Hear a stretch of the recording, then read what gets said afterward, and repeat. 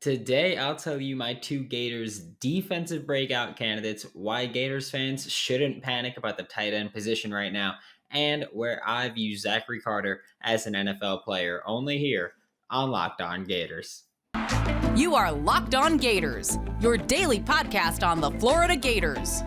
Part of the Locked On Podcast Network, your team every day.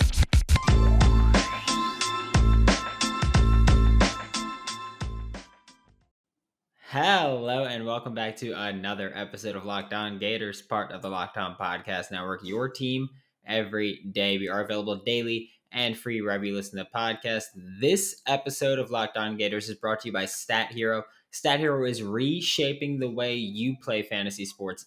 Dozens of house-based games to play daily, no sharks, no funky props, just your skill versus the lineups you choose. Sign up today at stathero.com/Locked On. Happy Monday. I am Brandon Olson. You can find me on Twitter at WNS_Brandon. Find my written work with Whole Nine Sports. Before getting into the content, like, subscribe, whatever you're doing. Just leave a comment, leave a review. Let me know how I can make the show better for you personally. And getting right into today's content, though, we're talking about Florida Gators defensive players that are poised to break out in 2022.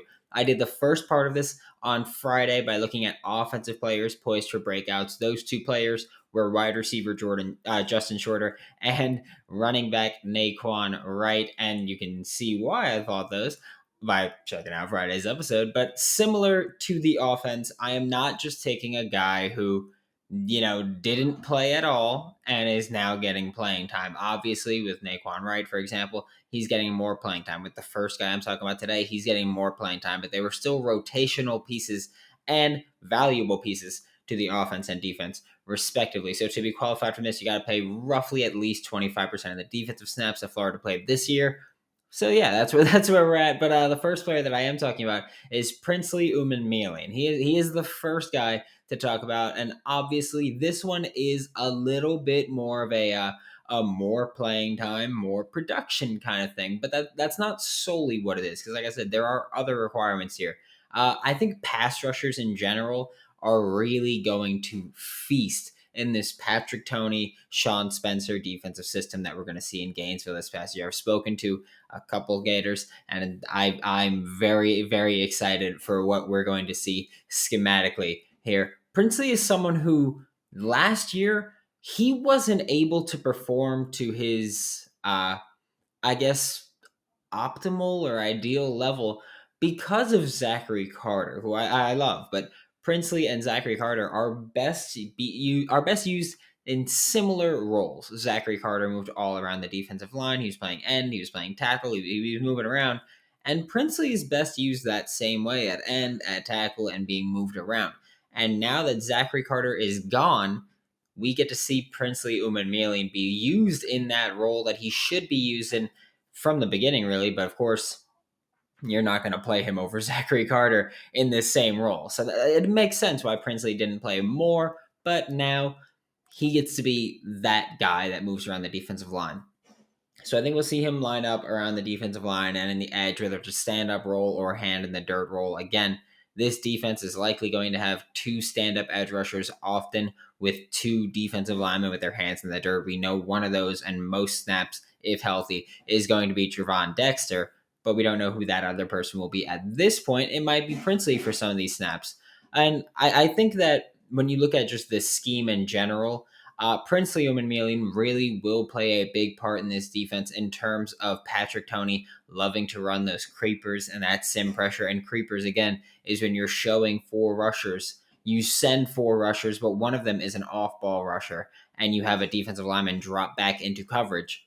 We've been talking about that a lot as Chief Borders dropping off the edge, Princely Umanmielen dropping off the edge, but Princely and Brenton Cox Jr. dropping off the edge. But Princely is the type where you can put a defensive tackle into coverage by dropping Princely back. He's a quote-unquote defensive tackle if he's lined up there for that time. So if you drop him back, then you get those two edge rushers still. You still get an interior rusher, and you get that interior pass rusher or one of those interior linemen dropping back into coverage. And I think Princely is going to be big in this defense. I think he's going to be a focal point. Another focal point of the defense, I think, and the other breakout player that I'm listing is Trey Dean III. Y'all know that I like him by now.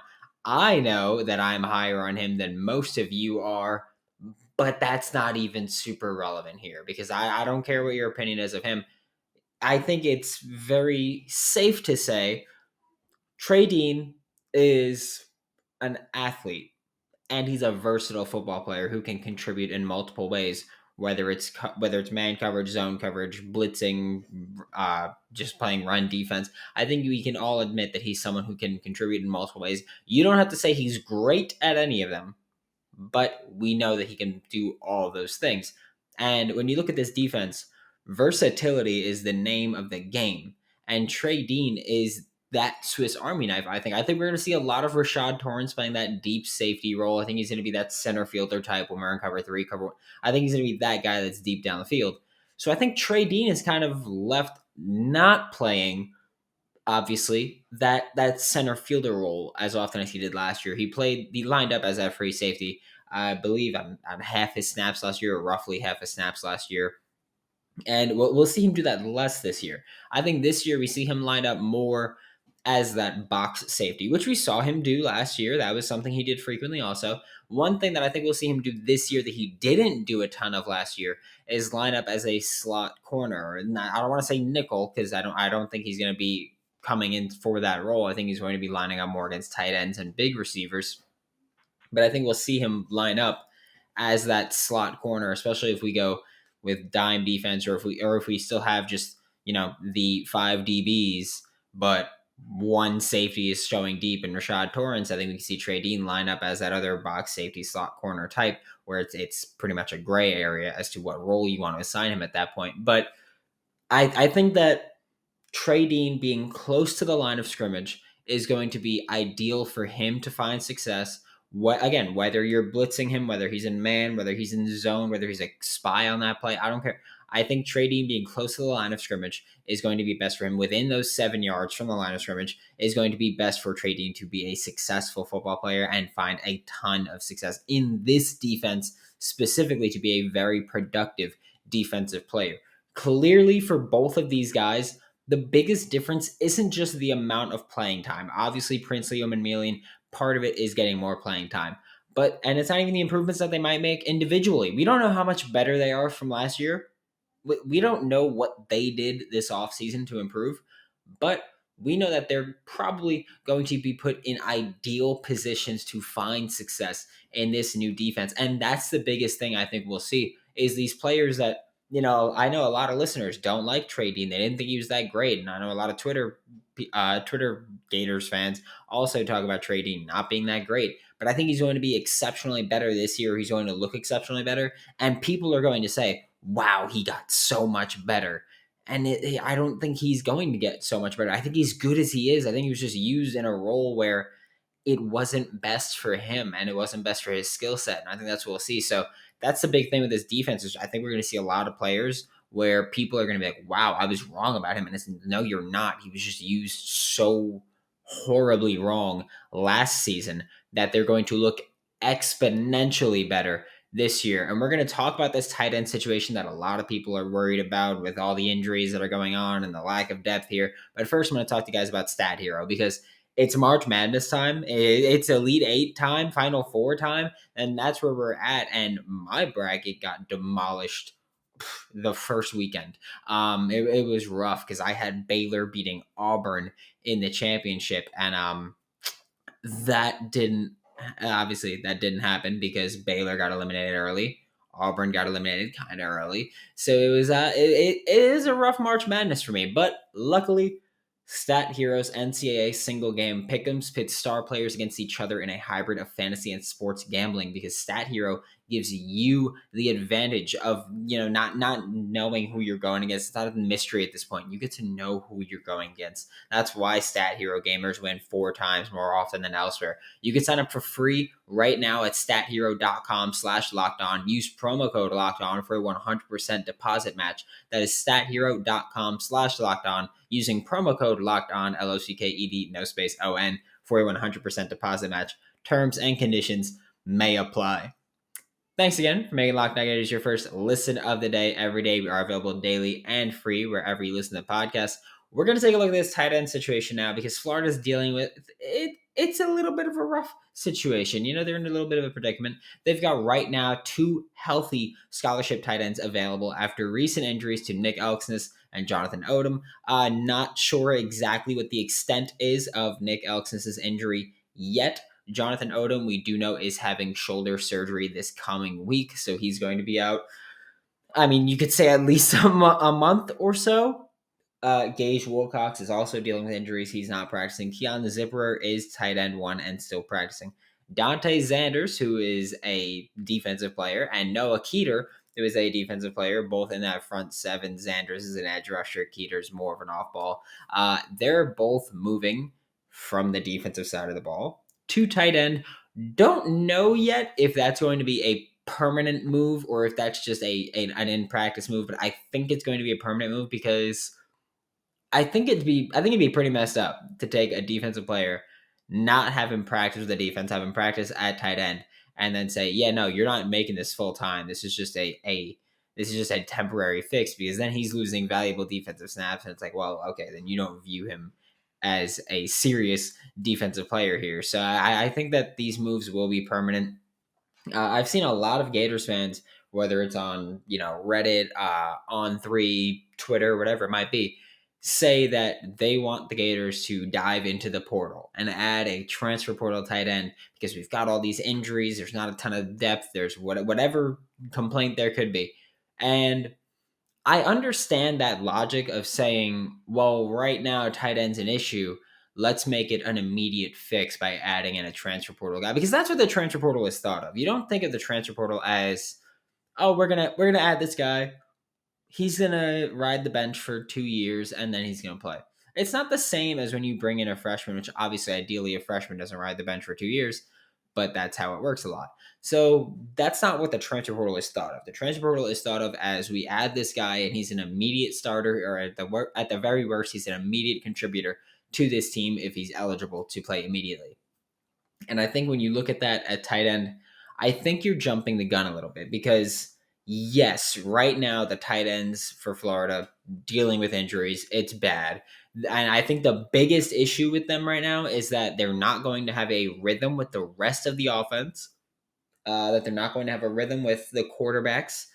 That is a concern, yes. But I don't think you look at this tight end room and you go, we need to add someone, because we're going to add someone. In fact, in just a couple of months, we're going to add 3 people, because we've got Toney Livingston was an offensive tackle that is moving to tight end full time. We spoke about it a lot when it was like recruiting season on the show. We talked about, is he going to play interior offensive line? Is he going to play tackle? Is he going to play tight end? What is he going to do? Because we know that his weight's changed a lot. We know that he took basketball more seriously, which is why he lost some of that weight. But when it was national signing day time, or early national signing day time, he was announced by Florida as a tight end. So Toney Livingston is a tight end, great athlete, high ceiling. I don't think he's going to play early on, just because I think it's hard to move from tackle to tight end and just seamlessly do that. I think he might come in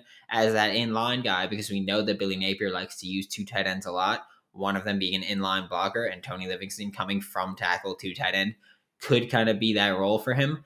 And then we also have Arlis Boardingham from California. He's coming in as a different kind of hybrid player. Toney Livingston is the hybrid player that's an offensive tackle to tight end. Arlis Boardingham is a hybrid player that is currently a wide receiver / tight end. That's what he was looking at a lot. I think that we see him play more tight end than anything else.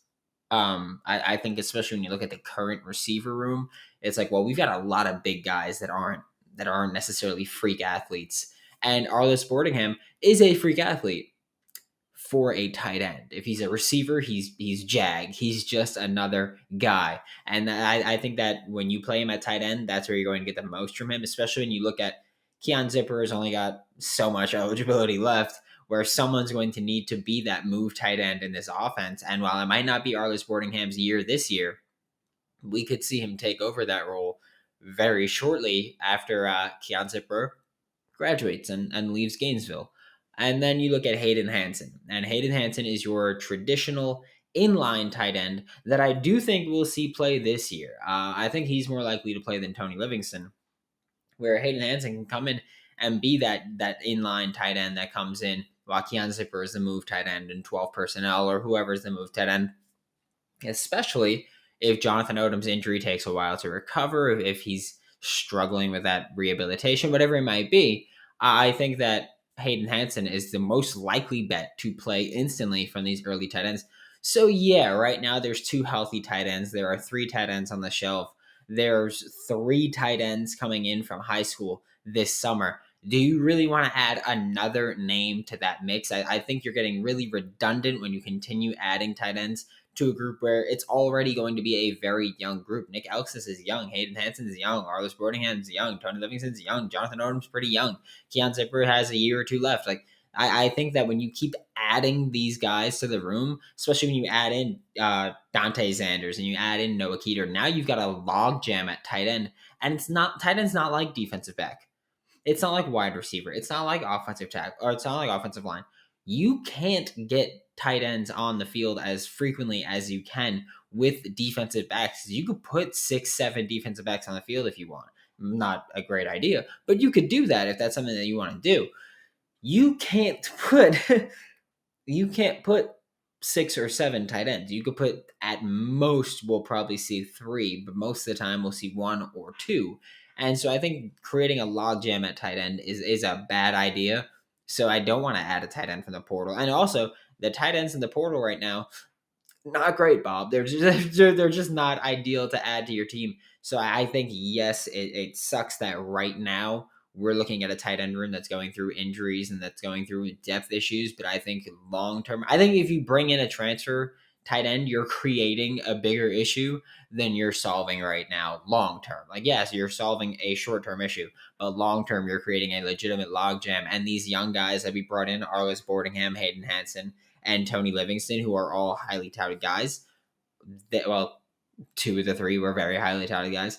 You kind of give them, you incentivize transferring for them. And I don't think that's something that you want to do just because in spring ball, you had a couple injuries pop up. So I think that's not the great idea to add a tight end. I'm not going to panic with the transfer portal. That's not the way to go in Gainesville. And I don't think that's the way that Billy Napier would go to begin with.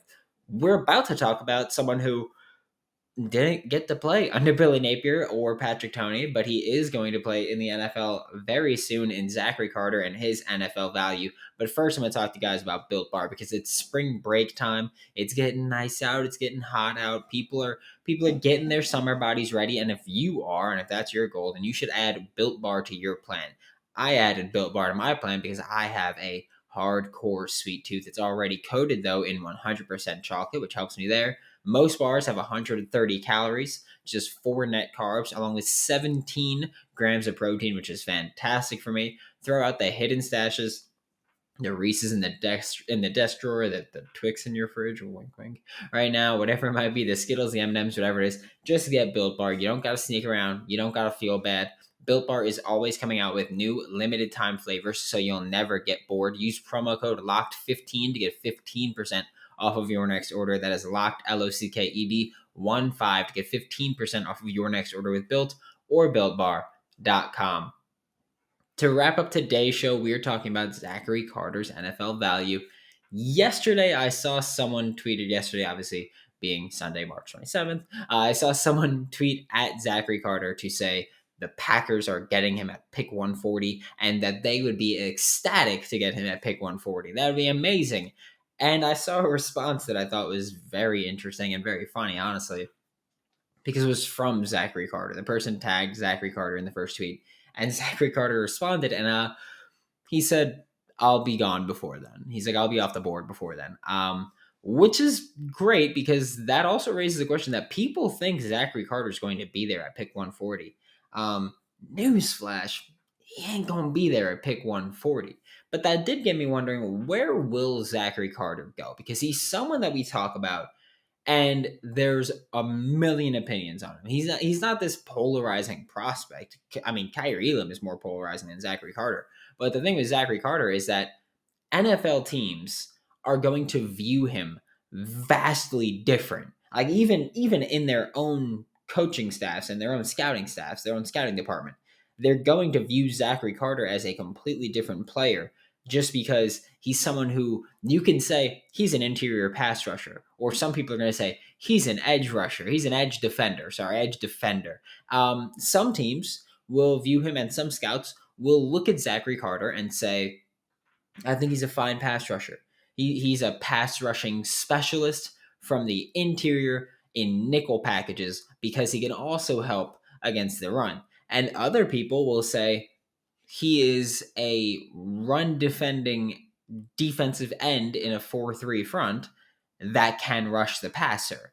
And there are people like the Colts have like that big end, and he could be that guy. He won't be. Just know that he won't be. But he fit that role. And there are other people who go, I don't even care. He's a legitimate every down player, whether he's on the end or whether he's interior, whatever he is, he's an every down player. Let's get him on the field. He's going to have so many varying opinions from him where you can ask 5 people what they think of him and where they view him and what his role is in the NFL. And you could very well get 5 different answers. He's someone who is so versatile where that's fantastic for him. Universally though, when you look at him from a talent perspective, whatever role they view him as, everyone agrees he's a top 100 talent. He might not get drafted that high because some of the roles they view him as might be, we're not going to take an interior pass rusher that high.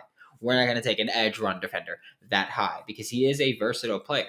And it's interesting to talk about his value too, because I said it earlier when talking about Trey Dean. I said versatility is the name of the game. And in college, that is way more true than it is in the NFL because offensively, we're seeing these NFL players be more versatile. We're seeing Deebo Samuel is an elite receiver, and whenever he's in the backfield, he's an elite running back, and he's playing a lot more at the running back spot. And we see things like that. But we still see people who, like Isaiah Simmons, for example. He went 8th in the draft, I believe, but a lot of people, myself included, were like, you should take him top 3. You get a defensive chess piece like that. I don't care what you do with him. You just figure out a way to get him on your field. And you look at Zachary Carter, and he is that guy. It's like, well, Isaiah Simmons is he a linebacker? Is he an edge rusher? Is he a safety? Micah Parsons, is he a linebacker? Is he an edge rusher? What is he? Zachary Carter, is he an interior pass rusher, an interior defender? Is he an edge defender? What is he? And I think you're looking at someone who is so versatile that it's a negative in the eyes of the boomer NFL, where they go, he doesn't really have a position because he can play multiple spots. So he has multiple positions or no positions. That's how you can look at it. It's the same argument as if you have 2 QBs, you really have no QBs. So it's the same argument as he has multiple positions or he really has no positions. And if you don't have a clear-cut position, can I plug you into any position and feel comfortable knowing that you're in a spot you'll succeed? Because if you're viewed as an interior pass rusher in nickel packages, then you're a specialist there. You're not an every down player, and they're not going to take you early. And so you get into that conversation of, is he so versatile that he doesn't have a position? I'm the type where it's like, I don't care if you could play multiple roles. I want you on my team because you could fill multiple spots if I ever need that. So I'm very there for positional versatility. But there's a lot of people that aren't, a lot of NFL teams that still have not caught on to the times yet. There are teams like the Packers and the Bucks that are most common fits. They're the most commonly spoke about fits for Zachary Carter because the Packers have a defensive line unit. The Bucks need to replace Ndamukong Suh for years. They have that role that needs to be filled for years. But he's one of those few players where he can go to a defense where that's primarily a 4-man line, and you could play him on the interior or the exterior of that line. If it's a 3-man front, you could play him as that 3 to 5 tech. He's got a role in every defense. He's a scheme fit for every team. He might not hit the measurements that every team wants. He might not hit those thresholds. But scheme fit, pure scheme fit, he is a scheme fit for every team. And I think once you hit that second round, like pick 33, once you hit there, we're looking at Zachary Carter as a possibility for every single pick, whether he goes in the second round or whether he somehow falls to the 5th round. We're looking at Zachary Carter's name every single pick because he is a scheme fit. He can fill multiple roles on a defense. He is a productive player. We know that he can get things done. So Zachary Carter is someone that we're going to look at from pick 33 on. And I've seen some people say, they want him to go at 27 that early. It's like I said, it's going to be a vastly different opinion no matter who you ask from him. But we're looking at a future NFL player, and I think everyone agrees that he's going to be a successful NFL player. Thanks again for making Locked On Gators your first listen of the day. We are available daily and free wherever you listen to podcasts. We'll be back tomorrow to talk more about your Florida Gators. Now make your second listen Locked On NFL Draft. Ryan Tracy and former NFL quarterback Eric Crocker bring the NFL Draft to life every day with insight and analysis on college football prospects and NFL front offices. For Locked On Gators, I'm Brandon Olson. Don't forget to follow me on Twitter at WNS_Brandon. Find all my written work with Whole Line Sports. That is WHOLENINE Sports. And I will see you all tomorrow.